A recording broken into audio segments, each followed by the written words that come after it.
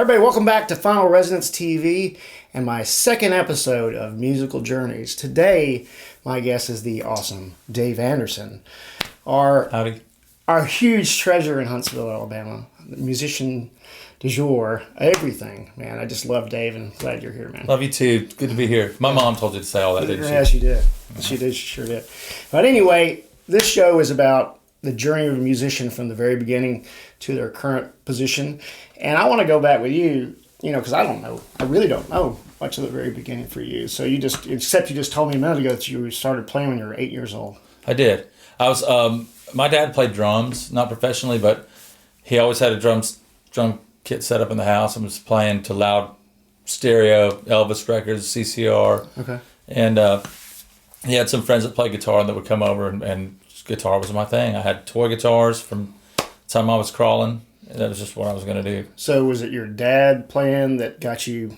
Oh, totally. Yeah. Enthused? Seeing that. He had a Heathkit stereo that he built, and it sounded great, and it was loud. Right. And I loved it. Cool. I remember being like 2 years old, and my sister helped my mom fold laundry, and my dad playing the drums, and just sitting there, taking it in and going, wow, this is really cool. Freaking awesome. Yeah. So at one point, did you listen to your parents' music first? Oh, sure. I mean, obviously, Yeah. your dad he was playing music on the stereo, and do you remember anything in particular that was... They listened to mostly modern rock and roll At the time. because they were both born in '42, so they were a little older than the '60s teenage rockers, but they were younger 20s. So there was CCR, Elvis, stuff like Fifth Dimension, a lot of '60s pop, and some of the elevator music that everybody had to have back then too, Percy Faith, but a lot of Elvis. Oh, that's cool. Awesome. They took me to see Elvis in '75. Okay. When I was 8. Mm-hmm. Cool. So you get to the your childhood, and then what bands? I mean, when did you start playing in a band, and what bands were you into at that point? The first band I was in 5th grade. Really? And my good friends Rob and Brad Johnson and Shay Clark, rest in peace, and a guy named Kevin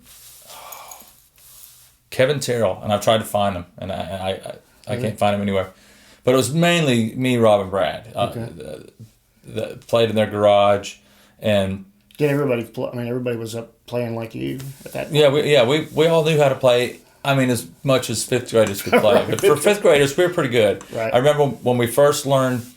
Brad had the beat for "Smoke on the Water." He was actually doing this. Right. Rob was actually going bum bum bum bum bum bum bum bum, and I was doing the riff. And when it all came together, we played it for about 6 hours, just over and over, because it's just like, doing the same thing. Yeah, when you got on a riff, you're like, "Oh, this is so good." I don't know. I played with those guys off and on. We're still very much in touch, but we had a band, and when we went to college, we had a band that the three of us played together with Steve Latham, and we did all the Van Halen, all that stuff. Those guys were killer. Wow. So that went all the way from there to... Yeah. That's killer. That's awesome. So some of the other bands you were in Huntsville before I even knew about you. I mean, I was not here until the 90s, but... There was... like just highlights. Then again, with me and with the Sharp Brothers and me, King Cotton was a cool blues band with Broussard and Mike Fontenot. The Young Churchills, we did a lot of frat parties, had a horn section, it was a lot of fun. Wow. Cool. I'm trying to remember. Oh, of course, Driver with Bobby Hendricks. Yeah, right. Those guys. Right. The Jungle, that was a jazz thing with Ken Waters and Jim Cavender and Mark Smith, and I played bass with them. And we did a little tour in the late '80s when we were we worked at Disney World together first, playing at the Castle with Mickey Mouse. And Okay. And we actually got that gig from the vinyl record that we did. Really? And through high school, we knew the wife of the boss of that show and that whole thing we were doing. So we just sent the album. We all got the gig. Cavender said, "I ain't doing that." Really? So I remember we were doing a parade through Frontierland, and it was like 20 people deep, and we were wearing the stupid LeMay outfits and playing on the float, and he's back there going. So he retained cool points more than we did on that. How long did that last? About a year and a half. Really? Wow. Yeah, I went 1 year to college, and then we got that gig, and living on my own in Orlando, young, and wow, a lot of fun. That's crazy. So you were early 20s. I was 18. Wow, 18. Jeez. That's amazing. It's fun. So your parents, I mean, I guess they were always cool with all that. Oh, my parents were the coolest with all that. Yeah. Up until probably 10 years ago, they were at all my local gigs. And they're real supportive. They were the most supportive you could ever imagine. So that's great, man. Yeah, I'm very blessed for that. That's the way to be. Yeah. If you can, it's awesome. I had the same thing. It was the same way with my parents. That's great. Yeah, they were the same way. So how do you make the leap from, you're in your 20s, you're playing in local bands to the next big thing? What was the biggest jump that you made? Bebe and Cece Winans. Yeah, I knew about this, but what age were you then? I was probably, I was 23, maybe. Yeah. I played in town with like a jazz fusion group, Re-Epsidon, which had some serious people go through it. J.D. Blair, Daryl Tibbs, Kelly O'Neill, sax player.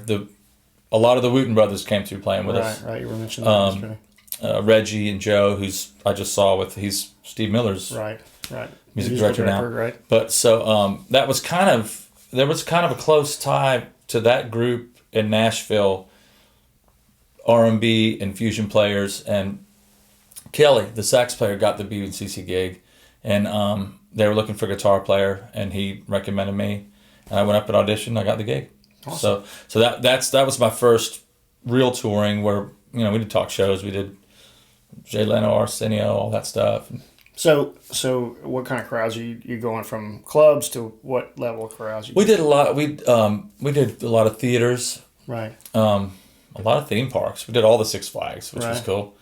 And a lot of really cool gospel festivals. Right. At like amphitheaters where it'd be just the greats from the 60s and 70s that were still out there. It was amazing. That's cool.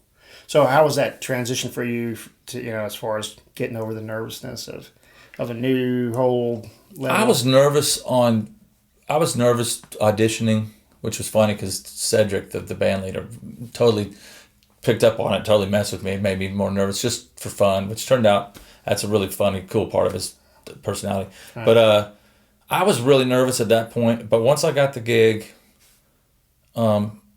I think I had a lot of confidence, maybe too much confidence musically, but I never really was that nervous on that kind of level. Okay. As far as the crowds and all that. It wasn't until I did years later solo acoustic gigs that that's what I was going to say. When you do these gigs with opening up for ZZ Top acoustics, that's got to be kind of unnerving. Yeah, it is. It is because I've done tons of big shows, but doing a big show by myself, right? It's a totally different ballgame. Yeah, like you just did Steve Miller. So. Yeah, same thing. I'm definitely a little nervous there because all the other shows I do, I'm the guitar player on stage left or stage right. Right. And there's not the pressure at all. Not this focus on just you and everything you do. Yeah. That's wild. So unique experiences. I know a few of these. Let's before we do that, let's go ahead and talk about Brother Kane. Brother Kane. Because that would be after how far after that? 94. The end of 94 was when I joined Brother Kane. Close, okay. And how did that happen? Because I don't know. It's kind of a weird story because Glenn Maxey and I were I can't believe I didn't mention Hayes. That was the definitive band of my growing up. Right. Which was Glenn Maxey, Eddie Gailey, Drew Westrop, myself. There's other people that came through like Chris Holmesley, Rob Ward. But that 4-piece, because Eddie called me, and back then there was no internet. He'd heard about me and I'd heard about them. He called me at home and said, we have a trio. We want to do some dual leads like Thin Lizzy, and I was impressed that he knew that Thin Lizzy did dual leads, and right. And I went and played with them, and they were great. Right, that was the first really good band I was in, and not that the band Rocks. That was the band with Rob and Brad, ROX. Right. Now, we were great for our age, but this was the first band that really everybody was really doing what they were supposed to do. Right. But Glenn was the first bass player for Brother Kane. Right. And because I knew Glenn before I knew you. right. And I knew Damon through Mark Smith, who was a drummer for The Jungle and the Young Churchills. I snuck into BJ's Alley with him to see Damon and Pat Upton headline. Probably when I was 16, probably 16. Okay. And met Damon because Mark and Damon are distant cousins. Okay. And I was in awe of his playing and that band. I don't know if you ever saw that band. I've seen his videos. Yeah, it's wow. killer. Yeah. Killer. So from then on, Damon and I would run into each other on the circuit, just the Southeast circuit, and when he came in town and when I was in Birmingham. Right. And we always had, I think, some mutual respect. I certainly had respect. And when Glenn left after the first record, I called Damon. I said, "Hey, I'm available." And he said, "Actually, Roman never wanted to play guitar. He's switching to bass. So why don't you come play guitar?" And auditioned, of course. But I learned the songs cold and went and tried out. And luckily they didn't try anybody else out. So the album that you came in on was Seeds or the Seeds. One? Okay. Right. And when I first met up with them, it was at the late Jeff Everett's Moontown Studios. Right. They were doing demos for Seeds, and kind of like what we talked about earlier. It was definitely a departure from the Southern rock thing. And the first song I heard them doing was High Speed Freezing, and the three of them were just demoing it, working up, and I was going, "Wow, listen to that!" Wow. And Roman was killing it, and it was just a whole totally different vibe.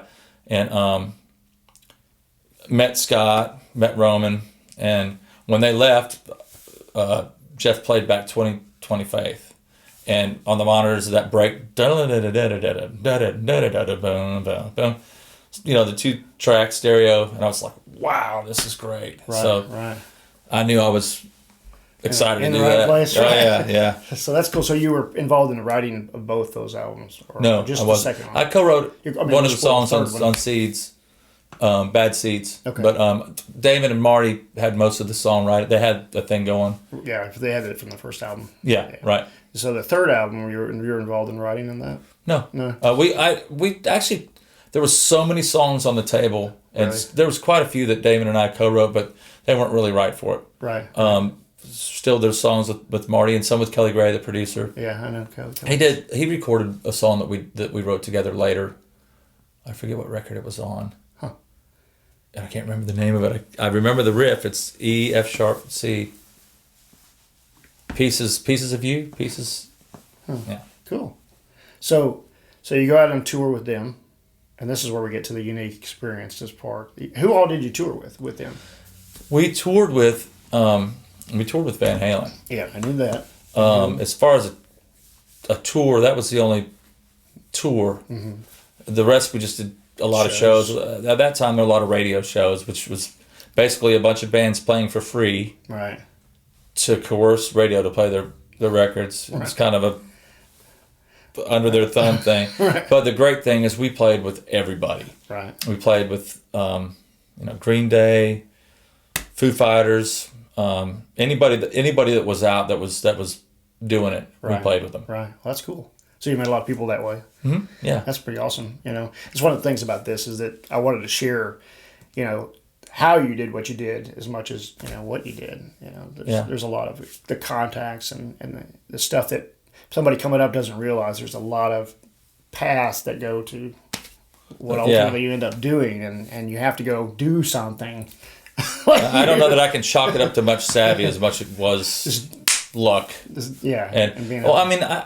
Musically I was always tenacious, but I never was that tenacious with the game. Right. But luckily, my music did some of the speaking for me, and right. I was always good at making friends, but I wasn't good at the network and like some people are good at. Yeah. But just making friends and making sure I played as well as I could. So the Whitney Houston story, you got to tell that story. Oh, that's a pretty good story. Yeah. We were at the Wiltern Theater in L.A. with Bebe and Cece doing a sound check, and this is when you're in your early 20s. Yeah. And she's probably what was going not much older than me. Okay. So we're doing sound check, and I could, always hear Bebe and Cece's voices, which were great. And I heard this third voice like an angel. I was like, whoa. Looked over, and it's Whitney standing with Cece singing and tearing it up. And then Bebe introduced all of us to Whitney, and shook her hand. She looked in my eye, and she was just you talk about charisma. She's really nice, really sweet and genuine, and just a fire. She was a big fire. That's crazy. Yeah, it's one of those things, huh? Yeah, for sure. Somebody asked me, and this is something you didn't know, somebody asked me, but they asked me to ask you about Jeff Buckley. Oh, yeah. I knew him for a few days. Yeah. And a good friend of mine, Carla Azar, she was playing in a band that they were getting started with Jeff, and Chris Dowd, who's the keyboard player, trombone player for Fishbone. Okay. And it was kind of a very heady time, because I was there with Bebe and Cece to do the Tonight Show. We had a couple days off, and I hung out with them. And Jeff was playing guitar, Chris was playing keys, and Carl was playing drums. They were writing songs, and I came to play bass with them for a couple days playing, and we hung out a lot. And Jeff made quite an impression as a person. He was just. Well, it was all three of them. It was a lot of fun to hang out, and incredible musicians. But wow, he didn't sing. Really? Chris did all the vocals, and it was like 2 years later when I saw the video for Grace on MTV. I was like, "That's Jeff, and he can sing." Yeah, wow. But I can't say that I know him or really knew him. But we got to know each other just a short amount of time. Awesome. But like I said, I jammed with him, and it was cool. That's pretty cool. Yeah. So the Van Halen stories, you have to do those. Is there any Van Halen stories? I mean, I know the main one. Yeah. So you might as well tell that one. I got to tell it. Well, when I was in high school, I played Eruption at a pep rally. So how'd you get in a pep rally? They just asked you to do it? Well, yeah. Some of the cheerleaders knew the guys in my band, and they were older. I was a sophomore, okay. And the guys in the band were older. Brett Robinson and Don Keel, Rick Underwood, and we played a Loverboy song. Okay. The Lucky Ones. I'm totally dating myself. And we did Eruption into You Really Got Me, and I had a wireless, stood in the middle of the basketball court. Yeah, and when I hit the two-handed thing, the school went nuts. People still bring it up to me. I mean, it's one of those. That was my. This is what I'm going to do moment. So when we toured with Van Halen, we were out with them for about 6 weeks. Right. And I kept wanting to tell them the story. And with the second to last show, we were at Irvine Meadows, and he came to our dressing room, and we were talking. And the guy said, "Dave, tell him." He said, "Tell me what?" I told him the story, and I said, "That was it." And he threw his arms around me and said, "That's the best story ever." And it's like, I got to finally tell him the story. It's not that huge of a story to anybody else, but just that I got to share that it was that huge for me. That's a strange thing that, when I met him a couple of years ago, I'm a child, watching TV, and this is the reason I play guitar. Right, exactly. And all of a sudden now it's like 30 years later, and here I am in front of him, and I'm having a chance to say thanks and all that. It's like, wow, how did that happen? It's surreal, isn't it? It's surreal, yeah. You're like, gosh, how'd I get here? I'm not sure how I got here, but I'm here, so it's awesome. So one of the other things I want to ask you about is, and I don't know this either, the looping thing. How did you come up with all that? Well, I certainly was not the first one to do it, but everybody does it now. You're a master, because of you. Nah. In this town, maybe a little locally, but the first I saw of it was Jaco Pastorius playing with on the video for Shadows in the Light, Joni Mitchell album. That it was Pat Metheny and Jaco were in her band, and he had his moment on stage, and he basically did looping, and also Brian May. Oh yeah, with that solo on the Live Queen record. So I can't remember. There's a couple other instances of it that I saw, but when they first came out with the Boomerang, the pedal, it was probably I did when I first did solo gigs. I was always trying to do bass lines. I was never like Chuck Anders or anything, but would try to do more things with the song than just the strumming. With your thumb. And it was just, to me, it was a quest to cover more ground, right. sonically. Right. And I got that first boomerang, and I would just kind of set up, the beating on the guitar and maybe a little bass line. It didn't sound very good. It was just the resolution wasn't that great on it, but so I kind of gave it up. But it was just trying to extend my sound. The funny story is like a little friendly Cold War with Microwave Dave. He came and saw me at the corner with my boomerang, and he got a boomerang. And then I put the boomerang up. Then I went and saw him, and I was like, "Oh wow, look what he's doing with it." So then I got my RC20, right, your boss, which was a little step up. Then he got the Gibson Echoplex looper, and we just would kind of a very friendly Cold War, but it was a little bit of a Cold War, and so I think we supported each other on just a little bit on the looping thing. Right, kept raising each other's game. Yeah, what you were doing. So like he was doing a little more than you were at the first. As far as, for sure. Just different. Yeah, things. Now we do completely different things. It's like an apple and an orange. Right. But for me, I mean, I've seen a lot of people loop, and it's a gimmicky thing. For me, it was always about just covering more ground. Right. It's like I want to have a bass line. I want to have this. I want to have a harmony. Yeah, and then all these vocal harmonies and things. How did that? Did you that just come over time? You just thought of that, or? Well, Mike Roberts insisted that I get that Rare Earth Fishman pickup that had a mic in it. Okay. And it occurred to me when I was looping. I can't even remember what song it was. I think it was Beach Boys. God only knows. Yeah, that one that I was. And seen you do. Has the round vocals, and I thought, oh wow, I can do this. I can sing into my guitar. So that's you just started messing around with that. And yeah. That. Wow. When I don't know, 10 years ago when I saw you do that, I thought, I took it and I ended up using it for tracks or backing tracks. Oh right. Well, looper, because I kept trying to think of a way that I could do what you were doing with a band. Right. It's tough. I can have that extra guitar player for a second if I needed him, that kind of thing. Yeah, it's hard to do that. The syncing is the only problem. Yeah, that's a tough thing. A good thing to add. And we built that into the show, so now we do use some tracks with a click. As long as you have a click, you can do it. Yeah, we can do it, and it's pretty cool. So that I owe to you. Wow. I don't know if you honored. That's cool. That.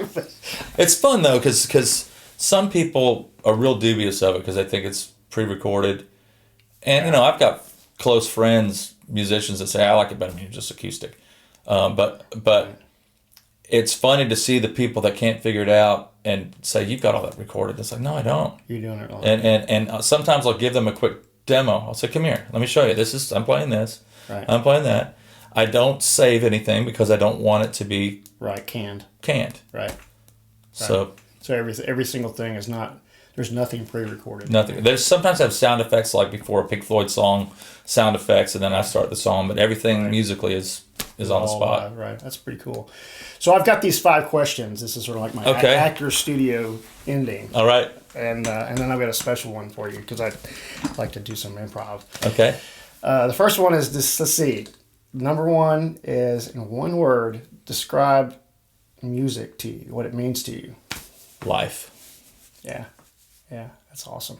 All right, the state of the music business. Comment on that. I'm on the fence because number 1, it's easy for me to comment because I'm not in the game anymore. I mean, when I was with Brother Kane, we were in the game. We weren't winning the game, but we were in it. Yeah. But the paradigm from those days with how record promotion to radio, A&R, everything, it's all a completely different thing. And so I'm aware of it as an outsider now. But to me, the beauty of it is the opportunities are so much more endless. Right. With the way you can market yourself with music now. And you don't have to have a record label say yes or no. Right. You do your own thing. Right, I'm about to try doing some of that myself. Yeah. And I mean, it's still scary. It doesn't mean that you're going to get success, but there's nothing stopping you if right. Because it was sort of like they were sort of gatekeepers gatekeepers with a very tight lock that determined who came through and who didn't. Right. And there obviously a lot of constraints back when you were in, like you said earlier, and Brother Kane were there. Yeah.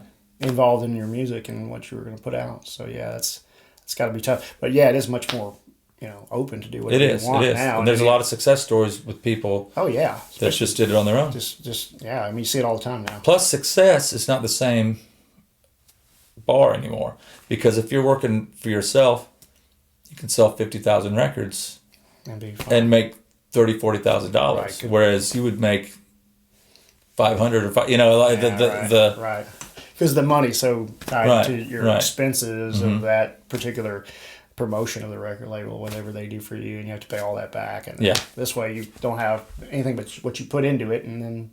And if it turns out to be good, you take almost all the money home. Right. Or a lot of it anyway. Right. All right. Advice to new or young musicians. Play and play and play. And try to play with people that are better than you. Yeah. I did that for quite a few years, which I still do. Right. But I mean, like with ARS, I play with Steve Stone, and it's always pushing me to play better. But yeah, I mean, I was basically almost an intern for like Re-Epsilon with those guys. When I was in the Jungle, I was the youngest guy, and Ken Waters and Jim Cavan, are you kidding me? I mean, the stuff I learned from them. Right. So it was always for me, I mean, and there was bands that I was a leader of, and then there was bands that I was down here. I always learned much more when I was on the lowest on the totem pole, and I always got the most out of it, and it did more for me as a musician, and learning to deal with people. Like I found a rehearsal tape cassette a few years ago from one of the incarnations of Hayes, and I talked to a few of the guys. I said, man, I gotta apologize. I was a jerk. I mean, being real bossy and, oh man, no. And I didn't know that's part of it. Some people have to, but it horrified me to hear that. Right, to go back in time and hear Yeah. So I'd much rather. I was like that too. I think I was just really driven, and the people around me weren't as driven as me, and it sort of created friction. And I will say they were all like, "Well, no, you were telling us the right thing to do." So I was very relieved that they didn't hold a grudge about it. They thought that was just part of the process. Yeah. I know what you mean. So, a gig disaster, a good one. Oh, gotta have one, right? Which one? Just give me any of them. There was a Brother Kane show at the Hilton Ballroom around close in the holidays of 95, end of 95, and I fell. It's completely busted. There was like a light tree leg right there, right by my pedals, and I walked up to the rim of the stage, was walking back, and just head over heels. But I played the wah-wah with my back, so I tried to make it like I meant to do it. But I've got plenty. But I think I must have blocked a lot of them out because I can't remember. Yeah, they're hard. I still have nightmares. Everybody has their own stress dreams. But my most prevalent stress dream is it's either a Brother Kane show or it's a big show, and my gear's not together, and it's not based in reality because I had techs. Right. I have people but I'm trying to find my gear, and they're way over there. They're ready to go on, and I'm going, what am I going to do? Oh God! Yeah. And it's usually about gear. It's usually about gear disasters. And gear disasters will happen on the bigger shows. They'll happen. It's Murphy's Law. It is very real. The times you don't want it to happen, that's when it's going to happen. That's when it happens. That's always happens. Yeah, I'm sure you know. Oh yeah. If you're not prepared for. I mean, like I always say, you have to bring 2 of everything to everything you do. So I have these huge bags full of stuff I'm not going to use, but the one day you don't bring it, it's going to go down. When I need that thing, that's for sure. Yeah. So process, your writing process. Most of it's when I'm driving. I'll have an idea, and it used to be, write it down, pull over, and now. Thank God for iPhones. Yeah, I just sure. put a note or a voice memo, and are they like what kind of ideas do you? It might be a riff, it might be a melody, it might be a lyric, right? Which I've never been a prolific writer ever until now. I write a lot more than I did, and somebody gave me the advice, because I've just labored over lyrics. I mean, I've written some decent lyrics, but I really had to work on it. And it was overthinking, because one of my friends said, "You have a pretty good way with words. You're witty when we speak. Why don't you just write like you think and talk?" Right. Like, oh, duh. So, I mean, I'm a lot more freed up. So I just try to write quicker now than I used to. I'll still slave over things, but the things, I think any songwriter, and I'm sure you would agree, the things that you labor over the most versus the ones you labor over the least labor, the best song. Right, right. And because it's closer to that original spark. Inspiration, yeah. It's sort of like, I was telling Kurt when he was here last that it was sort of like when I get that spark, I try to hang on to that and focus in on that and not lose that and get that down. Or I can take a note or a video and do that and go back to it because it's still there. But yeah, it's a unique way to grab something that just suddenly presents itself. Yeah, it's sort of a weird thing, but it definitely is like that. I never really understand where the really good ones come from. No, if it's like it is with me, I can't really describe how that happened. Yeah, there's just no explanation. It just happens. And there's a lot of happy accidents too. There's a lot of things I don't do on purpose, like a lyric might fit a musical thing, and I think, wow, I hope I get credit for that because I sure as hell did not plan it. Right. And then the other thing is organizing backlogs of ideas, because sometimes if there's, thank God for my voice memos, because here's the big thing, and I don't know if you agree, that twilight before sleeping and dreaming, it's like Keith Richards' Satisfaction. He woke up, put it down to his recorder, doesn't remember it. There's a certain open spot in your mind that happens there, that I've gotten a lot of ideas there. So I make sure, it used to be a pad, then it was a digital recorder, handheld, and now it's my phone. And some of the best ideas have come from that. Just waking up. It's just like the ether. It is true. To it. I don't know what it is. It's sort of like your mind's stiller. I don't know if this happens to me anyways, when I have to get in a room for a while before I can let loose of all this stuff. Right. And then it's like meditation. You have to clear. Yeah, you have to clear your head. Yeah. And once you do, then the things are more likely to happen. Right. And you can't really force it. It just sort of happens. And that's another thing. It's almost like flexing a muscle. You have to put yourself in the place to write enough times, and you have to write some bad songs. You have to put yourself through the process to where all those things like clearing your mind and to where those are not so hard to reach. Right. To where that state of mind, you can get there, and I mean, there's a lot of non-productive time I spend, but it's more keeping those juices and keeping that vibe to where when the ideas are there that you're ready for it. Right. You kind of preparing yourself. I sort of go to that period where I've just got to be in there and kind of play and relax and then it sort of things start to kind of happen, and sometimes it's just one thing and all of a sudden it just floodgates appears and you're like, whoa, we got to get this down and put that down and all that. So my last thing is right behind you. There are 5 albums over there. I want you to pull those out. Okay. And I want you to comment on each one of those. Oh my God. Okay. Budokan. The summer of 1979, my family lived at Huntington Beach Pier for 6 weeks. And this was it. And my buddy that lived there, the friends of the family, turned me onto it, and I wore it out, and it's still, and that's, I love that Ivan Has Eyes found on the back. Right. And I looked at this album cover. I mean, I don't know how many times. It doesn't have the picture of all his guitars in here. Yeah, all of it. But yeah, and it's one of the best pop rock albums, and one of the few truly live albums. Right. From that era, because a lot of them were in the studio. Right. This was a live album. Yeah, right. And they still sound this good. That sounds great, yeah. And gotten to know them a little bit on the road. Yeah. Enough to where I don't know if they're going to recognize me, and they do. So that's cool. But it's always good to see them. I love Rick Nielsen. They still sound great. Yeah. People always say I look like Rick Nielsen. Oh yeah, for sure. It's the hat. You see that?